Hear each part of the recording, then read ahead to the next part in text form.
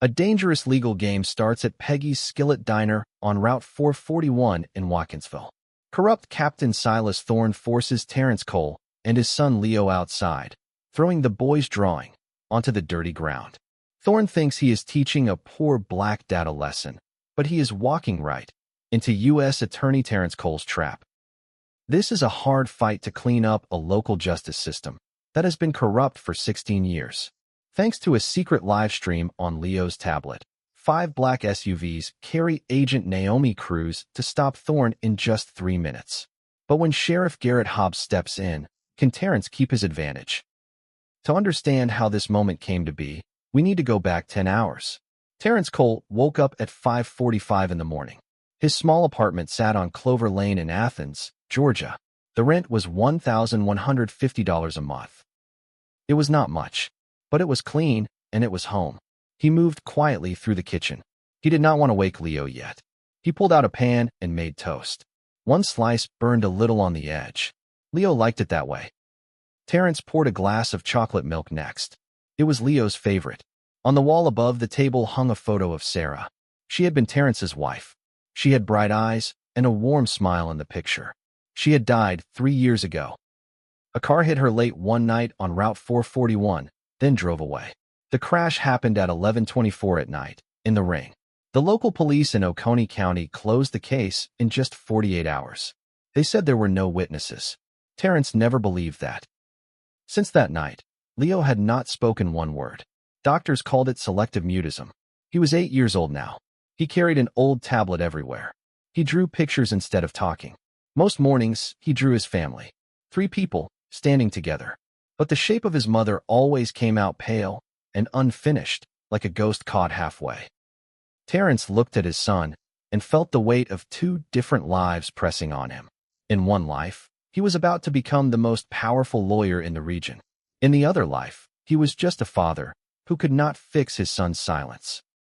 He could not bring Sarah back, and he could not close the case that still felt open in his heart. Terrence remembered the sound of Sarah's laugh better than he remembered her voice. 3 years had blurred some things and sharpened others. He remembered her hands. He remembered how she hummed while she cooked dinner. He remembered the way she always left the porch light on, even in summer, so Leo would not be scared of the dark. After the accident, Terrence tried everything to help his son speak again. He took Leo to 3 different doctors in 2 years. Each one used a different word for the same silence. Selective mutism, trauma response, grief-locked speech. None of the words made the mornings any easier. Every day looked almost the same. Leo woke up, brushed his teeth, and pulled out his tablet before breakfast. He drew the same family of 3, over and over, like he was trying to finish a puzzle that never came together. Terrence never pushed him to talk. He learned instead to read the pictures. A dark sky meant a bad day. A yellow sun meant Leo felt safe. That morning, the sky in Leo's drawing was pale gray, caught somewhere between storm and sunshine. Terrence kissed his son's head before school and whispered, "We're going to be okay, buddy." Leo did not answer. He never did. But he squeezed his father's hand a little tighter than usual, and that was enough. By 8:15 that morning, Terrence sat behind his desk at the United States Attorney's Office for the Northern District of Georgia. He had been confirmed by the Senate only one day before. His new title felt heavy and unfamiliar, like a coat that did not fit yet. Agent Naomi Cruz walked into his office without knocking. She was sharp, fast-moving, and always carried a leather folder like a weapon. She placed a thick red file on his desk. The label read Case File OCO 992-B. Naomi Cruz had spent 11 years chasing corrupt officials across the South. She grew up in a small town not too different from Watkinsville. Her own father had once lost his auto shop to a sheriff who wanted the land for himself. She never talked about it much, but everyone in the office knew why she pushed harder than anyone else on cases like this one. "You need to see this," she said. Terrence opened the folder. Inside was a sworn statement from a former Oconee County police officer. The man had fled the state just days earlier. His statement described a long pattern of extortion. Small business owners along Route 441 were forced to pay protection money. The man running the scheme was Captain Silas Thorne, and above Thorne stood Sheriff Garrett Hobbs, protecting the whole operation. Terrence flipped another page and stopped cold. There, clipped to the back of the file, was a copy of the accident report from Sarah's death. The order to destroy the wrecked car, the one piece of evidence that could have solved the case, had been signed by Silas Thorne himself. The order came straight from Hobbs. They had done it to protect the son of a local politician. Terrence's hands went still on the desk. His jaw tightened. For 3 years, he had believed his wife's killer walked free by accident. Now he knew it was not an accident at all. It was a cover-up, built brick by 2 men in uniform. He read the signature again, just to make sure his eyes were not tricking him. Silas Thorne, the same name that appeared on dozens of other documents in the file. Terrence pictured the man behind that signature. Some stranger in a pressed uniform. A man who decided, with one stroke of a pen, that Sarah's death was not worth investigating. He thought about the nights he had sat awake, wondering what he could have done differently. He thought about all the times he told Leo that the police were doing their best. He had believed that lie himself, back then. Now the anger sitting in his chest felt different than grief. It felt like fuel. "We need proof," Naomi said. "Real proof. Thorne taking a bribe, on camera, in the act. That's the only way a federal judge signs off on shutting down the whole county system, before Hobbs can bury it again." Terrence stared at the report a long time, before he spoke. "Give me a minute," he said. He walked out into the hallway. Through a tall window, he could see the parking lot below. Leo sat in the back seat of their rented Ford Escape, drawing quietly, waiting for his father to finish work. Naomi followed him out. "I can send in an undercover agent," she offered. "Someone Thorne has never seen before." Terrence shook his head. "Thorne has run that county for 16 years. He knows every state badge, every unfamiliar face. He'll smell a federal agent in 5 minutes." "Then what's your plan?" "Let me handle this my own way," Terrence said. "Through paperwork. Through the courts. I can't put my son anywhere near that man." Naomi's eyes narrowed. "Sir, with respect, paperwork hasn't touched Hobbs in 16 years. He owns the local courts too." Terrence knew she was right. Every instinct in his legal training told him she was right. But fear for Leo sat heavier in his chest than any legal strategy. It felt heavier than 3 years of grief. It felt heavier than his own hunger for the truth. If he walked into Oconee County and someone recognized him too soon, both of them could vanish without a trace. Bodies had disappeared in that county before, buried in silence the same way evidence had been. Naomi watched him go, frustration flickering across her face. She understood his fear, even if she wished he would move faster. Cases like this one did not stay buried forever, but they did not stay open forever either. Somewhere out there, Hobbs and Thorne were likely already covering their tracks a little tighter. "I need to think," he told her, and walked away. That afternoon, Terrence drove to a quiet street called Oak Ridge Drive in Watkinsville. He parked outside a small brick house with a rose garden out front. Retired federal judge Evelyn Vance lived there. She was 74 years old, and she had been Terrence's mentor since his very first year of law school. He found her kneeling in the dirt, trimming her roses in the morning sun. Her hands moved slowly, but her eyes were still, as sharp as they had been on the bench. "I heard about your confirmation," she said, without looking up. "Congratulations, counselor." "Thank you," Terrence said, "but I didn't come here for that." Evelyn stood and brushed the dirt from her knees. She studied his face for a long moment. "You came here about Sarah," she said quietly. Terrence nodded and told her everything. The file. The order signed by Thorne. The 16 years of silence in Oconee County. Evelyn led him inside and set 2 cups of tea on the table. Then she placed something else beside the cups. It was a small encrypted flash drive, locked behind 2 layers of security.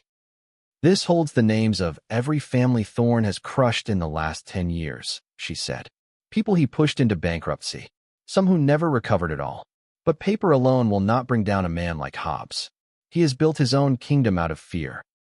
"Then how do I fight him?" Terrence asked. Evelyn sat down across from him. "You cannot walk into Oconee County wearing the coat of a United States attorney," she said. "Men like Thorne only respect power they can see. You must let him see something small instead. Something he thinks he can crush." Terrence frowned. "You want me to look weak?" "I want you to look like prey," Evelyn said. "Thorne is cruel, But his greatest weakness is his own pride. A proud man cannot resist showing off his power in front of witnesses. Let him hang himself with his own hands. Terrence looked down at the flash drive, then back at his old mentor. And Leo? Evelyn's face softened. That boy has already survived the worst thing a child can survive, she said. You know him better than anyone. Trust him. Sometimes the smallest hands carry the strongest weapons. Terrence turned the flash drive over in his fingers. What if I'm wrong about this? What if I put him in danger for nothing? You are already in danger, Evelyn said gently. The only question is whether Sarah's killer walks free while you stay safe, or whether you finally close this chapter. She reached across the table and squeezed his hand, the same way she had done years ago when he passed the bar exam. You did not become a prosecutor to play it safe, Terrence. You became one because you believe the truth still matters, even when it costs something. Terrence looked out the window at the roses swaying gently in the morning breeze. Sarah loved roses like these, he said quietly. I know, Evelyn said. I planted them the spring after she passed. I wanted something alive to remember her by. Terrence left her house, with new resolve settling into his chest. He drove back to his apartment and changed out of his suit. He pulled on an old, faded blue windbreaker. He put on plain khaki pants, with a small paint stain near the pocket, left over from one of Leo's art projects. He looked in the mirror. The man staring back looked nothing like a United States attorney. He looked like any tired, working father trying to get through the week. At 10:15 that morning, Terrence buckled Leo into the back seat of the gray Ford Escape. He handed his son the tablet, already charged and ready. Inside sat a Department of Justice security app, disguised to look like a simple drawing program. With one small tap, it could stream live video straight to federal servers. Just keep drawing, buddy, Terrence said gently. No matter what happens, just keep drawing. Leo looked at him with quiet, steady eyes and nodded once. They drove west, toward the county line. The road grew narrower. The trees pressed closer to the pavement. A small wooden sign soon appeared, reading Welcome to Oconee County, its paint chipped and faded by years of sun. Before the sign, a checkpoint waited. A deputy stood beside a patrol car, tapping a flashlight against his palm. His name tag read Marcus Brody. He was young, but his eyes carried the same cold hardness Terrence had read about in the file. Brody knocked hard on the driver's side window. Taillights out, he said flatly, though both lights worked fine. Step out of the vehicle. Terrence swallowed his anger and lowered his eyes. He let his voice go soft and tired, like a man who had learned long ago not to argue with a badge. Brody searched their old travel bag, tossing clothes aside with rough hands. He found nothing but a child's crayons and a spare shirt. Brody leaned down and stared at Leo through the back window. The boy stared back, silent and unblinking, his tablet held tight against his chest. Something about the boy's steady gaze seemed to unsettle the deputy more than any adult ever could. Kid always this quiet? Brody asked, straightening up. He's shy around strangers, Terrence said, keeping his eyes low. Brody grunted and tapped the roof of the car twice, a habit that meant nothing except his own boredom. Move along, he finally muttered, waving them through, with obvious disappointment. As the car rolled past the county line sign, Terrence felt something shift inside his chest. There was no turning back now. He had crossed into a world where federal law meant nothing against a local badge and a loaded gun. 20 minutes later, they pulled into the gravel lot outside Peggy's Skillet. The diner had a red tin roof, faded by years of Georgia's sun. Inside, the smell of frying bacon mixed with old cigarette smoke. A gray-haired woman named Peggy Miller stood behind the counter, wiping down tables with shaking hands. She moved fast, almost nervous, glancing toward the door every few seconds like she expected trouble to walk in any minute. Terrence chose a booth in the back corner, away from the windows. Leo sat across from him, tablet propped against the napkin holder, quietly sketching. Peggy brought over 2 plates of eggs and a fresh glass of chocolate milk, without being asked. New around here? She asked softly. Just passing through, Terrence said. Peggy gave a small, tired smile. Best keep it that way, hon, she whispered, then walked back toward the kitchen. Peggy had owned the diner for 22 years. Her late husband built the tin roof himself, back when Route 441 still had more farms than gas stations. She used to love this place. Now she flinched every time the front door opened, because most days it meant Thorne had come for his envelope of cash. She paid because the alternative was worse. 2 years earlier, a competing diner up the road had refused to pay. It burned down in the middle of the night. Nobody was ever arrested for it. Terrence noticed the way her hands trembled while she wiped down a counter that was already spotless. He noticed the way her eyes kept flicking toward the parking lot, watching for a car that wasn't there yet. He said nothing about it. Not yet. At exactly 10:47, the front door swung open. Boots struck the tile floor, sharp and deliberate. Captain Silas Thorne stepped inside. He was tall and thin, built like a blade. His uniform was pressed without a single wrinkle. His boots gleamed, polished to a mirror shine. He carried a steel-tipped cane, though nothing about his walk suggested he needed it for support. Thorne moved through the diner like he owned every square inch of it. He nodded at Peggy, who quickly reached into her apron and handed him a folded envelope. $350.50, the week's protection payment, changed hands without a word. Then Thorne's eyes drifted toward the back booth. He noticed the faded windbreaker. He noticed the boy with the tablet. Something about them caught his attention, and a thin smile spread across his face. Thorne believed, deep down, that he protected this county. He told himself a story every morning. The same story he had told for 16 years. He was keeping order. He was upholding standards. He was the line between chaos and control. In his mind, a poor man in a faded jacket was proof that the world still needed men like him to keep it in line. He never once thought of himself as cruel. He thought of himself as necessary. He walked over, boots clicking against the floor with each slow step. "Well now," Thorne said, voice smooth and mocking. "Don't see many folks like you passing through my county." Terrence kept his eyes low. "Just having breakfast, sir." Thorne raised his steel cane and brought it down hard against the table. The glass of chocolate milk tipped over, spilling across Leo's half-finished drawing. Leo froze, his small hands trembling as the milk soaked into the paper. "Careful," Thorne said, though his tone held no apology at all. "This your boy?" "Yes, sir. That food paid for with welfare money." Thorne sneered. "Or are we looking at something else here? That wallet of yours looks awful nice for a man dressed like you." Terrence felt his pulse rise, but he kept his voice calm. "It's just an old wallet, sir." Thorne leaned down closer, his shadow falling across the table. "Funny thing," he said. "We had a car break in 2 towns over last week. Wallet stolen. Real nice ones, too." Under the table, Leo's small finger pressed one quiet button on his tablet screen. The drawing app disappeared. In its place, a hidden stream began sending video straight to a secure federal server. Miles away, in a command van, Agent Naomi Cruz watched the feed light up on her screen. Thorne straightened up and pointed his cane toward the door. "Both of you outside. Now." The gravel parking lot burned under the late morning sun. The temperature had climbed past 104 degrees. Thorne marched Terrence toward his patrol car and ordered him to place both hands on the hood.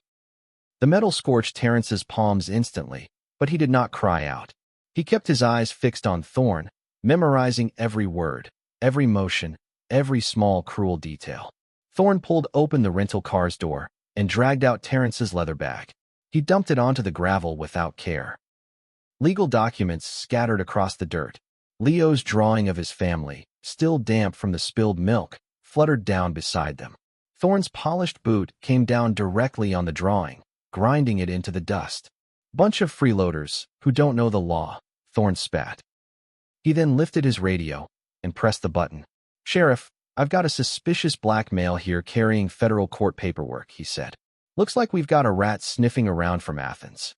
A rough, tired voice crackled back through the radio. It belonged to Sheriff Garrett Hobbs.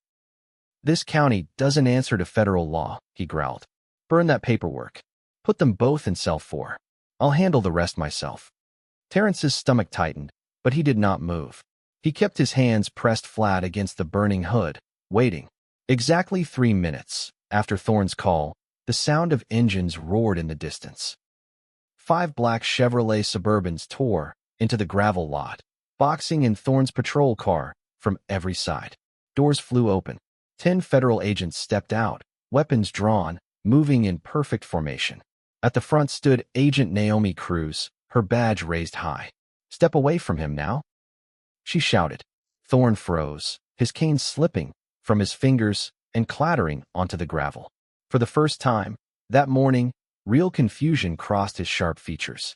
But before the agents could move Thorne into custody, sirens screamed from the other direction. 8 local patrol cars roared into the lot. Sheriff Garrett Hobbs stepped out from the lead vehicle, a shotgun resting heavy in his hands. "In this county," Hobbs bellowed, "I am the law." His deputies raised their weapons, aiming them directly at the federal agents. For one long, terrible moment, the parking lot became a standoff, guns pointed at guns, nobody willing to be the first to move. Terrence stepped in front of Leo, shielding his son's small body with his own. His heart pounded, but his voice stayed steady inside his head. "This is what Evelyn warned me about," he thought. "This is the moment everything could fall apart." Inside the diner, Peggy Miller watched, through the front window, one trembling hand pressed against her mouth. Other customers had frozen mid-bite, forks halfway to their mouths, afraid to move or even breathe too loudly. Nobody in Watkinsville had ever seen federal agents and county police point guns at each other. For 16 years, Hobbs had been the only law anyone knew. Now that law stood challenged in broad daylight, and nobody was sure which side would still be standing when the dust settled. Naomi kept her weapon steady, her eyes locked on Hobbs. She had waited 11 years for a moment like this, a chance to finally catch a man like him in the open. She was not about to let one shotgun ruin it now. Inside Naomi's command vehicle, a screen glowed bright with live footage. The stream from Leo's tablet had already reached the governor's office and the United States Department of Justice. Suddenly, a satellite phone rang inside Hobbs's own patrol car.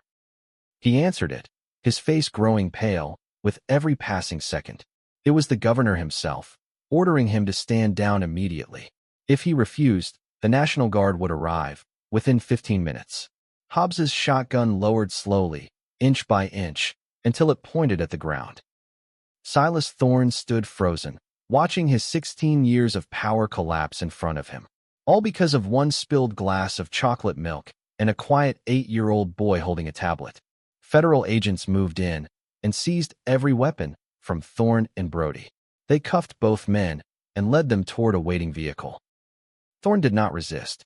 He simply stared straight ahead, his sharp eyes suddenly empty, like a man watching his own life end in slow motion. Terrence knelt down slowly and picked up Leo's ruined drawing from the dirt. He wiped the dust away as gently as he could, then handed it back to his son. Leo looked up at his father, his eyes shining, with something that looked almost like pride. Naomi walked over and crouched beside them. "That was one brave kid," she said, ruffling Leo's hair. "You know, in 11 years, I've never seen evidence collected quite like that." Terrence managed a tired laugh, the first real laugh he had allowed himself in days. "He's always been braver than me," he said, looking down at his son. But the fight was not over yet. Though stripped of his authority on the scene, Hobbs still controlled something dangerous. He knew a legal loophole about jurisdiction, one that might buy him time. He retreated fast toward the county police headquarters on Washington Street, determined to destroy every piece of evidence before federal agents could reach it. Somewhere inside that building sat the original accident report from Sarah's death. The black box recorder from the car that killed her was locked away there too. If Hobbs managed to burn it all first, both men might only face minor charges, and justice for Sarah would disappear forever, buried under smoke and ash. Terrence and Naomi raced against the clock, speeding toward headquarters as fast as the road allowed. Every second mattered now. Every mile felt too slow. By the time they arrived, thick black smoke was already pouring from the basement windows. Hobbs had set fire to the evidence room and locked himself inside, determined to finish the job no matter the cost to himself. Federal agents tried to hold Terrence back at the entrance, but he pushed past them without hesitation. He soaked his old windbreaker in a nearby water hose, pressing the wet fabric over his mouth and nose before running straight into the smoke. Inside, the heat pressed against him like a wall. Thick smoke stung his eyes and burned deep in his throat. Through the haze, he finally spotted Hobbs on the floor, coughing violently, one leg trapped beneath a fallen wooden beam. Hobbs still clutched a battered metal box tight against his chest. Inside it lay the county's darkest secrets, a ledger of corruption that stretched back years. Terrence could have simply let him burn. Nobody would have blamed him for walking away. Instead, he gathered every ounce of strength he had left and lifted the heavy beam off Hobbs's leg. He pulled the sheriff free, dragging him toward the stairs, while smoke swallowed the room behind them. Hobbs coughed and grabbed at Terrence's arm. "Why?" he rasped, smoke thick in his throat. "Why save me? I tried to bury your wife's case. I tried to bury you too."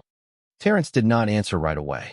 He hauled the sheriff's arm over his shoulder and started moving toward the stairs. "Because I'm not you," he finally said. "I don't get to decide who lives and who dies. That's not justice. That's just more of what you already did." Hobbs said nothing after that. He only stared at the younger man, disbelief mixing with the smoke stinging his eyes. Terrence grabbed the metal box too, refusing to leave the evidence behind. When Terrence finally stumbled out into daylight, his face was streaked black with soot. His lungs burned with every breath. He still held both the box and the half-conscious sheriff in his arms. From across the lot, Leo broke free from Naomi's grip and ran straight toward his father. He wrapped his small arms tight around Terrence's legs. Then, for the first time in 3 long years, a sound broke through his silence. "Dad!" The word cracked through the smoky air, small and fragile, but unmistakably real. Terrence dropped to his knees right there in the parking lot, pulling his son into his arms. Tears cut clean lines through the soot on his face. 3 years of silence had finally broken. It happened in a burning parking lot. It happened on the worst and best day of their lives. 3 months passed after that day in Watkinsville. The county still carried scars from what had happened, but slowly, things began to change. New deputies were hired, ones who had never worked under Hobbs. The old checkpoint on the county line came down completely, replaced by nothing but open road and a fresh welcome sign. Terrence Cole stood inside a grand courtroom in Athens, Georgia, ready to be sworn in as the official United States Attorney. The ceremony felt quiet and warm, without any need for flashing cameras or loud speeches. Leo sat in the front row, wearing a small suit jacket Terrence had bought him just for the occasion. He held his tablet on his lap, though he had not needed it to communicate in weeks. When the judge asked Terrence to raise his right hand and repeat the oath, his voice came out steady and sure. He thought of Sarah as he spoke each word. He thought of the promise he had made at her grave 3 years earlier, that he would never stop chasing the truth for her sake. The metal box Terrence had carried out of the fire held a ledger listing 14 corrupt local officials, all now facing federal charges. Sarah's case had been reopened as well. The true driver responsible for her death finally faced justice, 3 years too late, but not 1 day forgotten. Silas Thorne and Garrett Hobbs were charged under federal law. The list of crimes included extortion, abuse of power, and covering up a homicide. The corrupt system that had ruled Oconee County for 16 years finally came crashing down, piece by piece. At Thorne's sentencing hearing, the judge asked if he had anything to say. Thorne stood up, his uniform gone, replaced by a plain gray jumpsuit. For a long moment, he said nothing at all.